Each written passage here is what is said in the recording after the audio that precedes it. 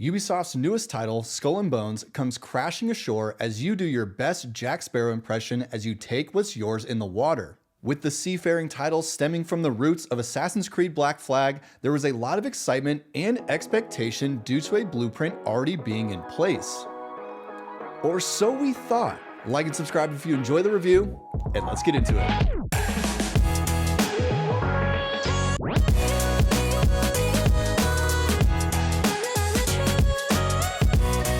With the sole focus of the game revolving around being a pirate with a crew in your ship, it's important that the handling in combat feels good.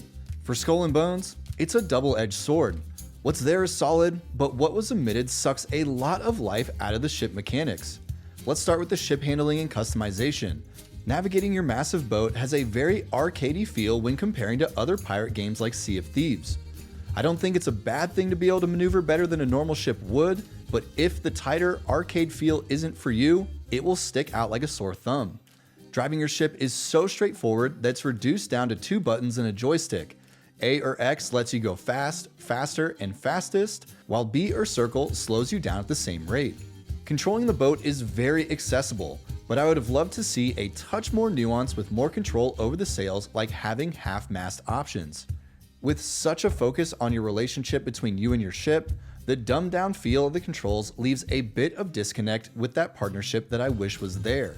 As for the customization of your beloved beauty, there is a ton of customization options to make your ship look and feel like your own. But even the customization comes with a catch. A lot of the desired options are locked behind blueprints and or a large amount of unique currency that is a nightmare to grind. In regards to the weapons, there's 3 requirements to craft anything. You have to be a high enough level, then you have to unlock the blueprint, and then you finally get to gather the proper amount of materials. I have no issue with the leveling and material gathering, but some of the blueprint logic doesn't make sense to me.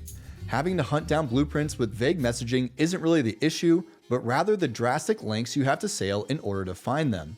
It's enjoyable to sail the 7 seas and get lost in the waves, but having to sail 6,000 plus meters to find it, then have to turn right back around to harvest the materials somewhere across the map, can get a little mundane.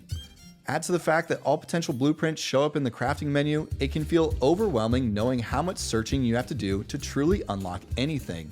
That same daunting feeling rings true with the black market customization items.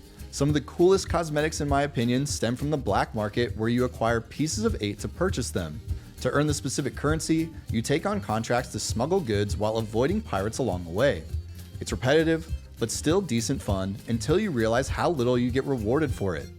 Some of the black market items go for 1,000 to 5,000 pieces of 8, and one smuggler will net you about 24 pieces a run.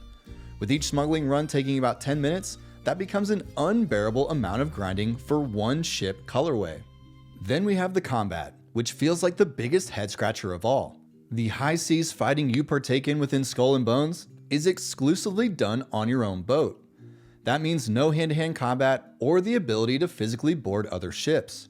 The reason why these feel like such glaring omissions is because they were combat mechanics that were included within Black Flag, a game that was from 10 years ago. They feel like pinnacle combat mechanics that make you feel like a pirate, and you're reminded of the missing combat features every time you take on an enemy.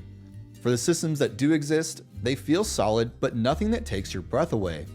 Early on within the game, you can equip cannons and specialty weapons on the port, starboard, and bow of the ship. As you progress to bigger and better things, you can also equip weapons on the stern and top side. The cannons come in a variety of short to long range, elemental properties like fire, or mortars to take out defensive towers. The variety does keep things fresh when you head out to sea, and it feels good to have ship-on-ship combat for about the first 75% of the fight. The tighter controls and decently fast reloads create good pacing for the action while allowing you to take on more than one ship at a time. It's a decent combat loop that feels good until your enemy dwindles down below a quarter health. Once you have them weak, you're prompted with the option of boarding the enemy ship to harvest additional resources from them. All you have to do is get close enough to grapple the enemy, and you begin to salivate knowing you're about to board the ship. Psych! Once you sink your teeth into the enemy, you're gifted a quick cutscene followed by a list of all the available loot, and then poof! It's all over. That same cutscene happens every single time. One of the biggest excitements of being a pirate is overtaking an enemy ship and having that adrenaline mixed with a sense of accomplishment. That unfortunately will never be achieved in Skull and Bones. Add to the fact that you get these bonus resources when boarding, and you're left doing that same mindless mechanic over and over and over. It's a constant reminder that there was so much left on the table with the combat aspect of the game. The empty feeling doesn't keep its allegiances to the combat, as the story and mission structure feel lackluster for a full-price AAA title. When you think of a AAA Ubisoft game, there's almost always a dedicated story, a variety of mission structure, and characters you care about.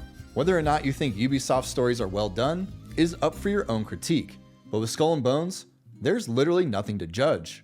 The story is wrapped up in a simple premise where you're captaining a ship that gets decimated by the British fleet. You wash up onto shore with nothing but the clothes on your back, and you meet a kingpin to do all his errand work and level your character. I didn't mind the fetch quests early on to get the sense of starting from nothing, but doing other kingpins' dirty work is where the story starts and ends. Each mission is set up where you hear the kingpin talk about an enemy that you'll never meet or see, and the goal is to set sail to the destination and destroy ships to steal their desired loot. When you pair the repetitive mission structure with a shallow combat system, you're left wondering what you're doing all this for.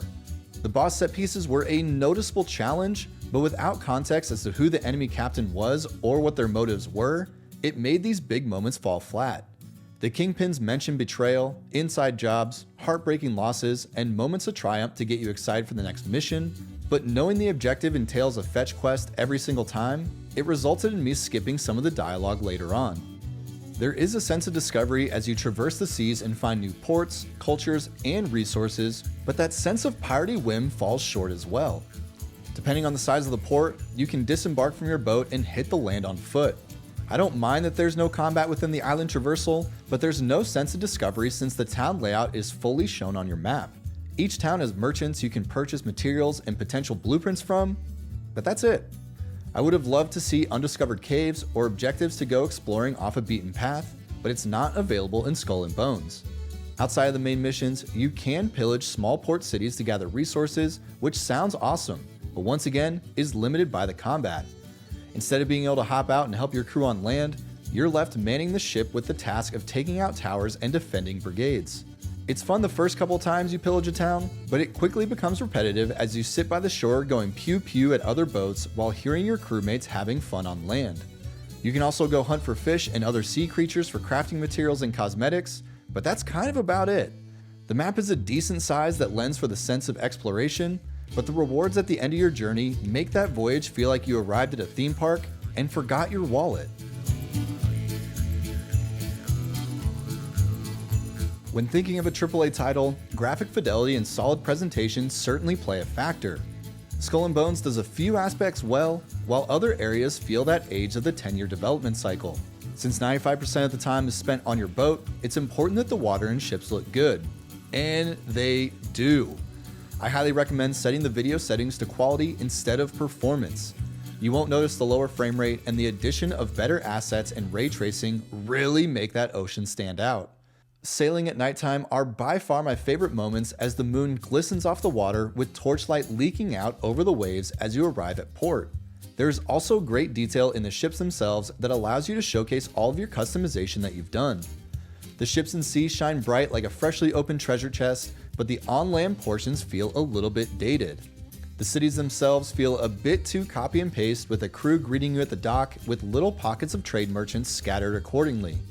The character models themselves feel more last gen when compared to the ship and ocean detail, and the facial animations are certainly the most noticeable. In regards to the mission cutscenes, you hardly ever see your own character when interacting with fellow kingpins, that you become more connected to your ship than your playable character. I would have loved to see not only my playable pirate, but also some of the antagonists within the story to make the story more engaging and contextual. As for the performance side of things, two issues come up at a decent rate. The first was the game freezing or flat out crashing me back to the home screen. I don't really mind crashes that occur before the game officially releases because pre-order players are glorified beta testers, but it was more noticeable than games I've pre-ordered in the past. The other issue was getting spammed with contract notifications that would build up during dialogue with merchants. It results in having to manually dismiss messages before leaving the conversation, so I found myself on multiple occasions sitting there minutes on end hearing the same notification go over and over and over. These two issues are things that should and likely will get patched much sooner than later, but it created moments of frustration each time I sat down to play it. Skull and Bones had the Black Flag blueprint that on paper was a very exciting prospect. However, the pirate faring game feels like it takes one step forward and 3 steps back. There are certainly elements within the game that are enjoyable, but there's so many glaring moments where depth was left on the table. Asking full price for minimal story and an unengaging competitive loop makes long-term enjoyment tough to achieve. Skull and Boners promised booty fit for a king and delivered an empty chest with a 5.5 out of 10. And that wraps up my review of Skull and Bones. I'd love to hear your thoughts, so go ahead and drop a comment and let me know what you think of the new title. While you're there, if you enjoy the video, a like goes a long way, and if you want to stay up to date on future reviews, go ahead and click that subscribe button. This is Josh Robinson with Joystick Gamer. Thank you for watching, and never forget, play what you love and love what you play. Peace.